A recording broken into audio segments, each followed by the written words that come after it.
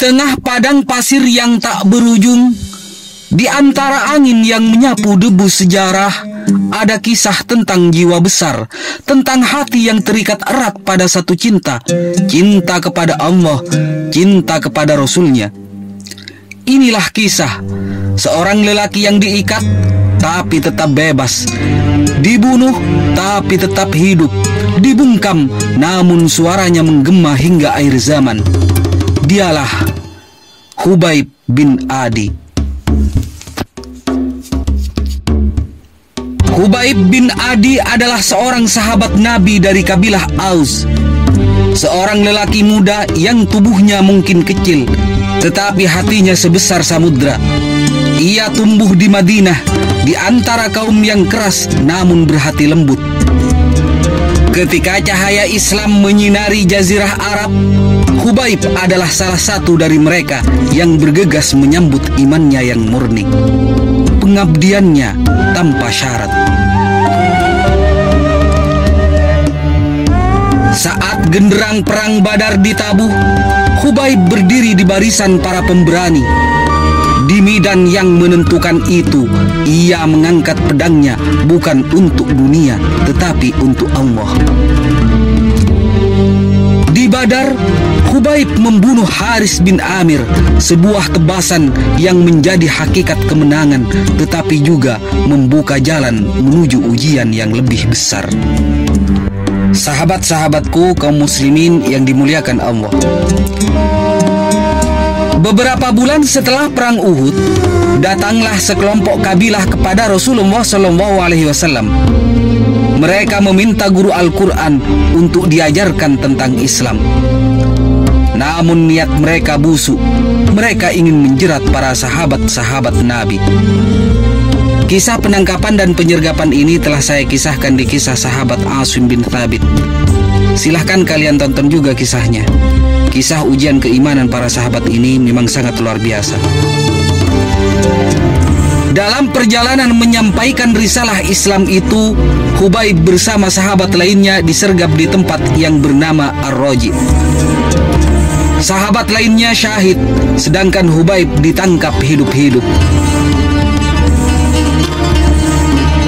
Mereka membawa Khubayb ke Mekah, menjualnya kepada keluarga Harith bin Amir. Di kota yang membenci Islam itu, Khubayb ditahan.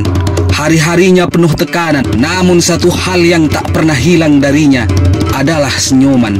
Senyuman keyakinan bahwa Allah bersamanya. Namun Allah menjaga hambanya yang bersabar. Khubayb tidak langsung dihukum mati. Ia harus menunggu hingga seluruh keluarga Al-Harith mengikat kata sepakat di antara dendam dan air mata mereka. Suatu hari, ia meminjam sebilah pisau bukan untuk membalas, bukan untuk melukai, melainkan hanya untuk merapikan diri. Saat itu, seorang bayi, anak dari putri Al-Harith, merangkak mendekatinya. Sang ibu tersentak. Dia ketakutan bungkus hatinya. Bagaimana jika tawanan ini dengan pisau di tangannya mengambil nyawa buah hatinya? Namun Khubayb hanya tersenyum. Dengan kelembutan yang tidak dibuat-buat, ia berkata, "Jangan takut, aku tidak akan pernah membunuh seorang anak kecil." Saat itu putri Al-Haris tahu bahwa di hadapannya bukan sekedar seorang tawanan, tetapi seorang manusia dengan kehormatan lebih tinggi daripada gunung-gunung di Mekah. Teman-temanku kaum muslimin yang dimuliakan Allah, sebelum waktu eksekusinya tiba, Khubayb meminta satu permintaan kecil.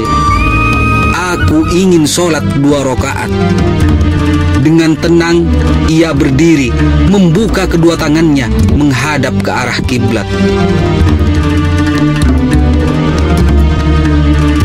Akhirnya, tibalah hari itu. Hari di mana tubuhnya akan dipisahkan dari dunia, tetapi rohnya akan diterbangkan ke surga. Mereka bertanya dengan penuh sindiran, "Wahai Hubaib, maukah engkau jika Muhammad yang ada di tempatmu ini, sedangkan engkau bebas?"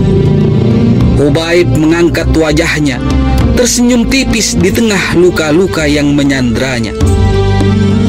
Lalu dia berkata, "Demi Allah, aku tidak mau Muhammad terluka meskipun sekecil duri sekalipun, sementara aku duduk aman di rumah bersama keluargaku." Inilah cinta sejati, cinta yang tak bisa ditukar dengan dunia sekalipun.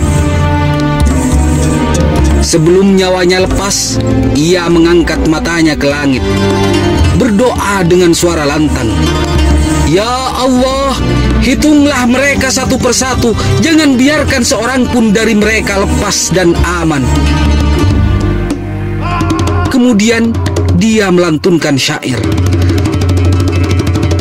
"Aku tak peduli selama aku dibunuh sebagai muslim. Di belahan tubuh manakah aku akan dibunuh di jalan Allah, itu semua pastilah sesuai kehendaknya. Jika dia menghendaki, dia akan memberkati pada bagian yang dicabik-cabik ini."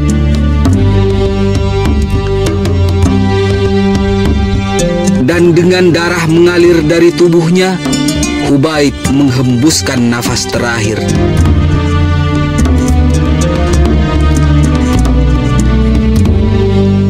Sahabat-sahabatku kaum muslimin yang dimuliakan Allah,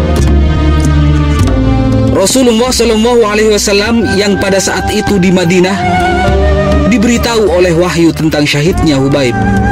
Beliau berdoa, "Assalamualaikum ya Hubaib," sebagai penghormatan kepada sahabat setia yang telah menyerahkan segalanya untuk Allah dan Rasul-Nya. Tubuh Hubaib mungkin telah terpisah dari dunia, tetapi namanya tetap hidup di antara para syuhada bersama para bintang dan para malaikat. Di dunia yang penuh tipu daya, di manakah kesetiaan diuji oleh harta, tahta, dan cipta? Hubaib bin Adi mengajarkan kita satu hal, bahwa cinta sejati adalah cinta yang membuatmu rela kehilangan segalanya demi Allah, demi Rasulullah. Semoga Allah merahmati Hubaib bin Adi. Semoga Allah menghidupkan di hati kita cinta yang sama, cinta yang mengantarkan kita ke surga yang abadi. Demikianlah kisah Hubaib bin Adi. Semoga kita bisa mengambil manfaatnya. Wassalamualaikum warahmatullahi wabarakatuh.